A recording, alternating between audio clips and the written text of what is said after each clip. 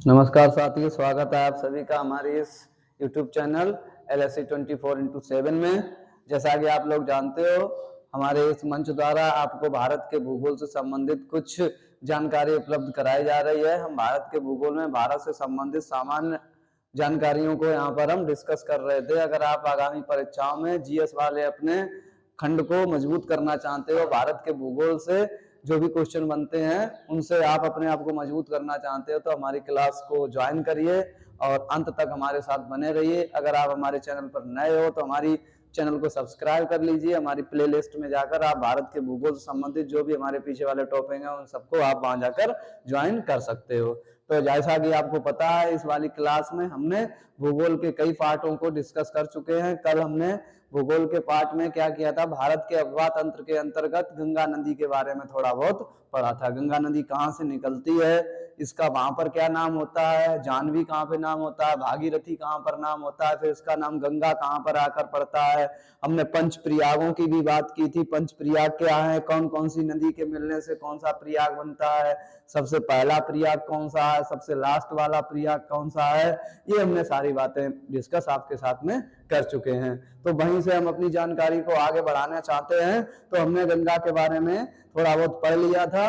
अब हम यहाँ पर आगे बढ़ रहे हैं। गंगा उत्तराखंड में दो बहुत ही पवित्र स्थल पड़ते हैं।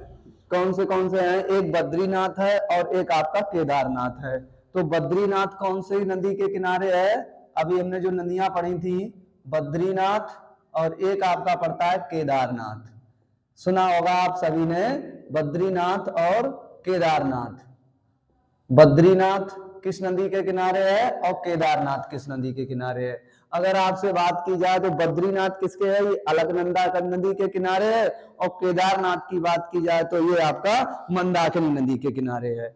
बद्रीनाथ किसके किनारे है, बद्रीनाथ आपका अलकनंदा नदी, अलकनंदा नदी के किनारे। अलकनंदा नदी के किनारे पवित्र तीर्थ स्थल है।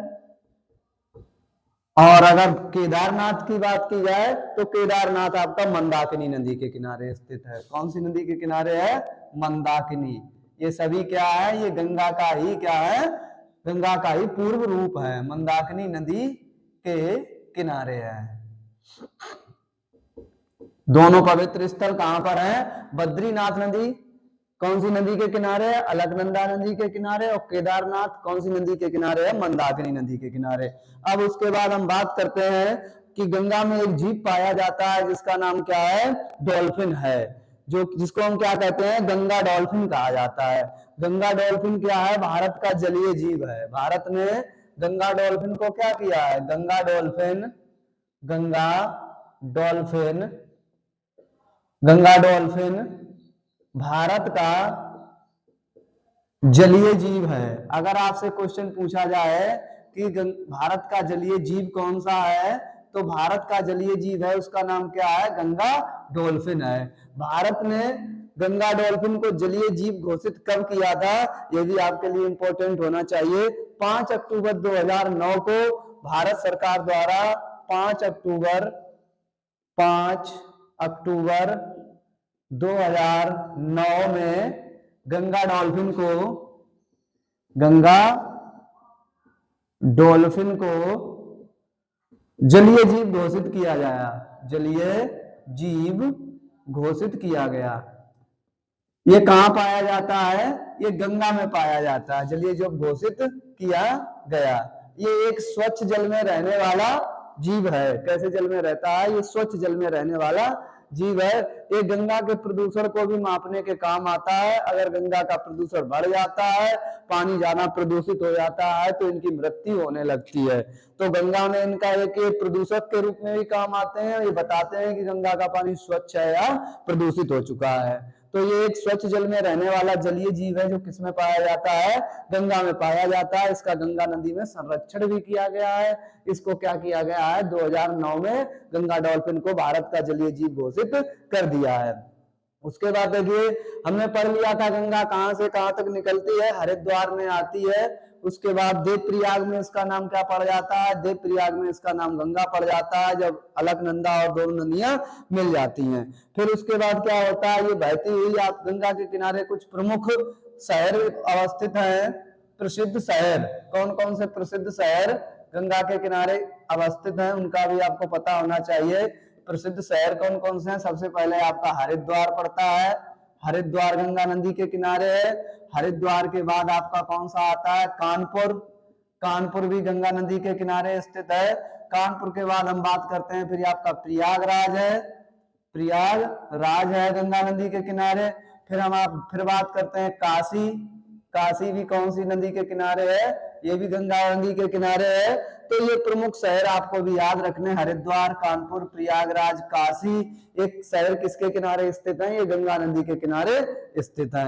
और देखिए उसके बाद हमने आपको बताया था गंगा नदी जो है ना आगे चल के उत्तराखंड में बहती हुई उत्तर प्रदेश में आती है, उत्तर प्रदेश से कहां पहुंचती है, बिहार में पहुंचती है, बिहार से ये कहां चली जाती है, पश्चिम बंगाल में।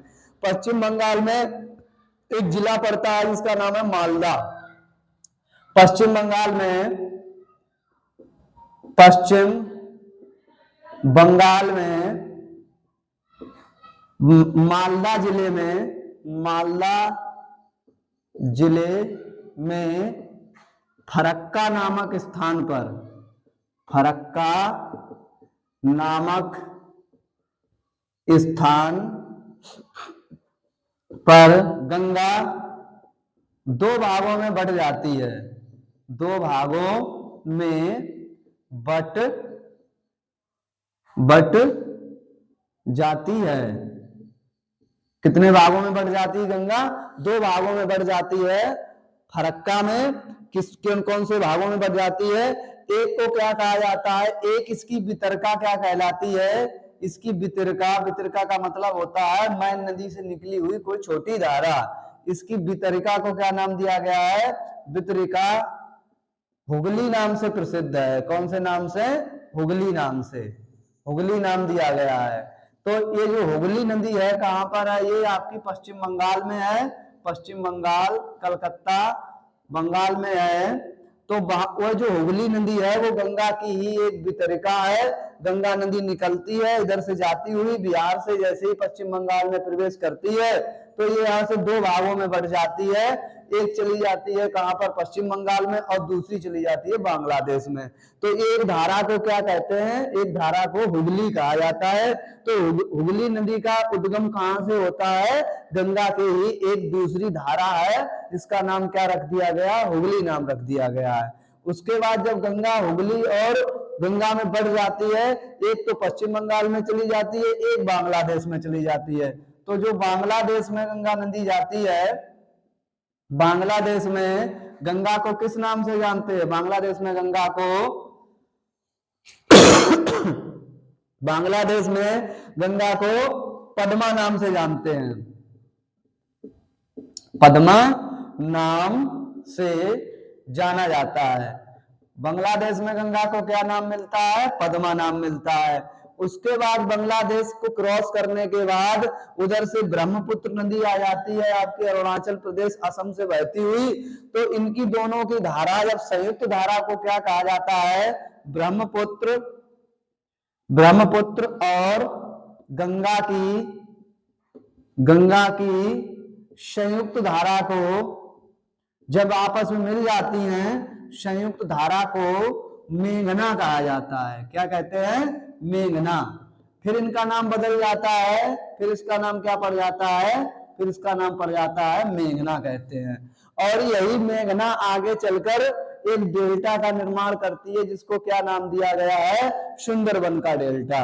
विश्व का सबसे बड़ा डेल्टा कौन सा है, सुंदरबन का डेल्टा, पश्चिम बंगाल, बंगाल की खाड़ी में है। तो यही दोनों धाराएं संयुक्त रूप से गंगा एवं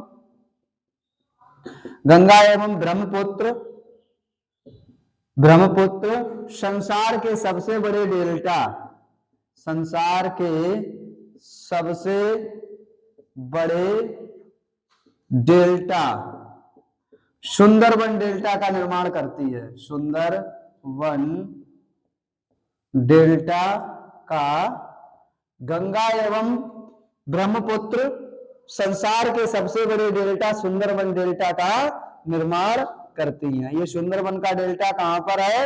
ये आपका पश्चिम बंगाल में है। कहां पर है? पश्चिम बंगाल में है। पश्चिम बंगाल में है। इसको क्या नाम दिया गया? सुंदरबन का डेल्टा इसको नाम दिया गया। विश्व का सबसे बड़ा डेल्टा है। तो डेल्टा का अर्थ क्या होता है? डेल्टा का अर्थ होता है जब कोई नदी अपनी वृद्धावस्था में होती है, यानी कि जब कोई नदी अंतिम अवस्था में होती है तो उसमें जो होते हैं निक्षेपों की, जो उसमें निक्षेपों की संख्या बढ़ जाती है, मात्रा बढ़ जाती है। जब वो ऊपर से उतर के आती है तो उसके साथ में बहुत सारे कंकड़ पत्थर, वनस्पतियां, जीवों के अवशेष बहते हुए चले जाते हैं।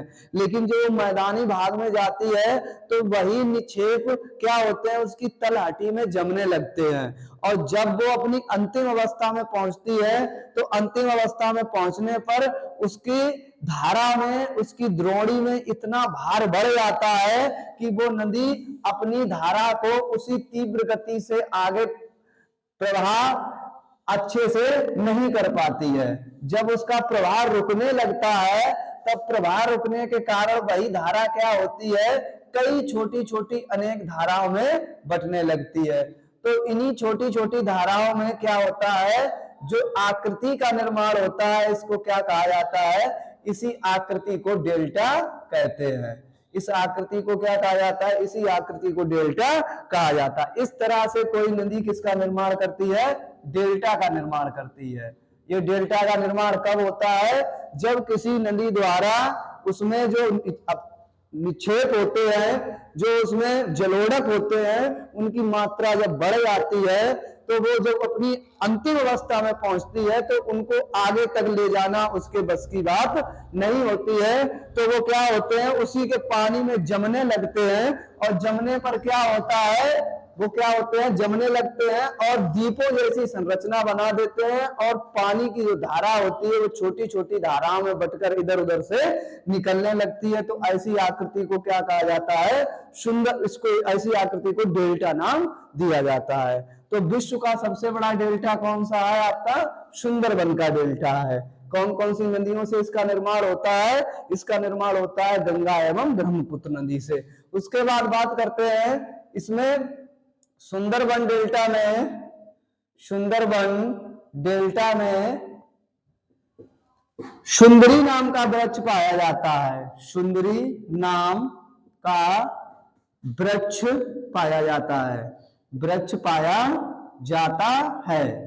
तो सुंदरी नाम का वृक्ष पाए जाने के कारण ही इस डेल्टा का नाम क्या पड़ गया है? सुंदरबन का डेल्टा पड़ गया है। सुंदरबन के डेल्टा में अगर आपसे पूछा जाए वनस्पति कौन से प्रकार की पाई जाती है, तो इसमें वनस्पति जो पाई जाती है वो मैंग्रोव टाइप की होती है। मैंग्रोव वनस्पति, मैंग्रोव वनस्पति पाई जाती है।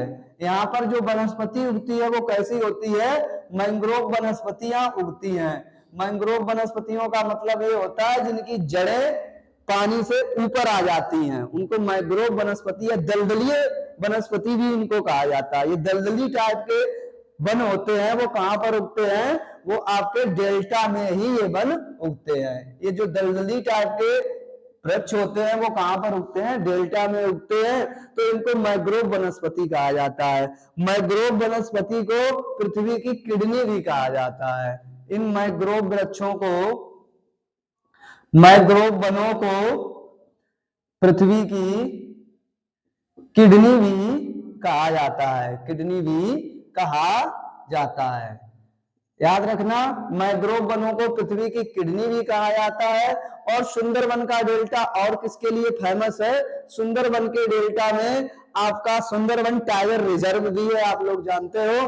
तो वो किसके लिए फेमस है? इसी वन क्षेत्र को क्या घोषित किया गया है? सुंदरबन डेल्टा को, सुंदरबन डेल्टा, सुंदरबन डेल्टा क्षेत्र को टाइगर रिजर्व भी घोषित किया गया है। टाइगर रिजर्व घोषित किया जा चुका है, किया जा चुका है।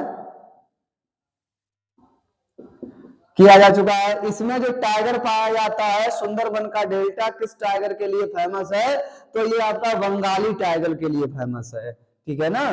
तो सुंदरबन किसके लिए फेमस है, सुंदरबन का डेल्टा, सुंदरबन का डेल्टा बंगाली टाइगर के लिए फेमस है।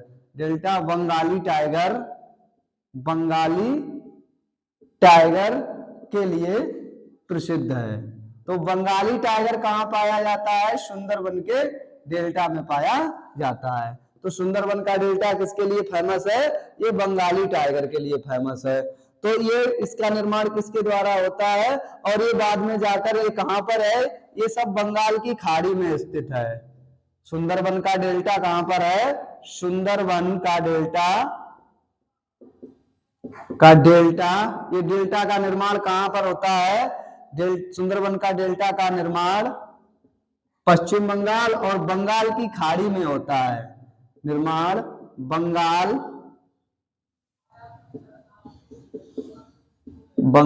की खाड़ी में होता है।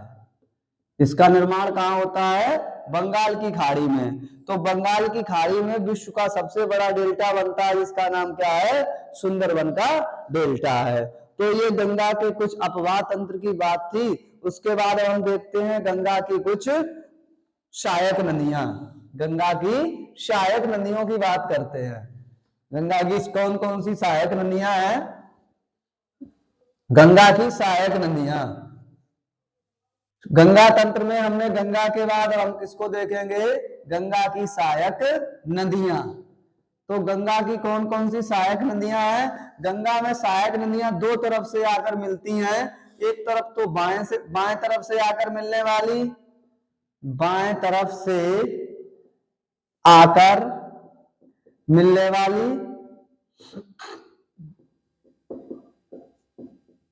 वाली नदियां, और दूसरी कौन सी है, दूसरी दाएं तरफ से आकर मिलने वाली, दाएं तरफ से आकर मिलने वाली नदियां। तो गंगा में दो तरफ से आकर नदियां मिलती हैं। मान लीजिए ये आपकी गंगा नदी है, तो इसमें कुछ नदियां इधर से आकर मिलती हैं और कुछ इधर से आकर मिलती हैं। तो ये आपकी कौन सी हो गई, ये दाएं तरफ की हो गई, ये आपकी बाएं तरफ की हो गई। ऐसे करके ये नदियां मिलती हैं, तो इनको क्या बोलते हैं, इधर वाली आपकी बाएं तरफ की हो गई और इधर वाली आपकी दाएं तरफ की हो गई। तो हम यहाँ पर दोनों तरफ वाली नदियों को देखेंगे कि बाएं तरफ की नदियां कौन सी हैं, ये आपकी बाएं तरफ की होती हैं, इधर वाली बाएं तरफ की, और इधर कौन सी होती हैं, ये आपकी दाएं तरफ की होती हैं। तो इसमें इसकी सहायक नदियों के अंतर्गत हम दोनों तरफ की नदियां पढ़ेंगे कि कौन सी बाएं तरफ से आकर मिलती हैं और कौन सी नदियां गंगा में बाएं तरफ से आकर मिलती हैं। सहायक नदियों का मिलकर मतलब होता है एक मुख्य नदी जिसमें छोटी छोटी नदियां आकर मिल जाती हैं, वो उसकी क्या कहलाती हैं, सहायक नदियां कहलाती हैं। तो इसमें हम दोनों तरफ की सहायक नदियों के बारे में पढ़ेंगे, बाएं तरफ वाली भी पढ़ेंगे और दाएं तरफ वाली भी पढ़ेंगे। तो आपको अगर लग रहा हो कि हमारी क्लास से आपकी जानकारी बढ़ रही है, तो हमारी क्लास से जुड़ जाइए और हमारी क्लास को अंत तक देखिए, हमारे साथ बने रहिए और अपनी तैयारी को मजबूत करते रहिए। कल फिर मिलेंगे इसी के नेक्स्ट पार्ट में, इसमें देखेंगे गंगा की सहायक नदियों के बारे में। अपनी तैयारी को मजबूत करिए, पढ़ते रहिए। कल फिर मिलते हैं। अगर हमारे चैनल पर आप नए हो तो चैनल को सब्सक्राइब करो, हमारे वीडियो को लाइक करो और लोगों तक पहुंचाइए। फिर मिलते हैं कल इसी के नेक्स्ट टॉपिक में। तब तक पढ़ते रहिए अपने आप को और तैयारी मजबूत करते रहिए।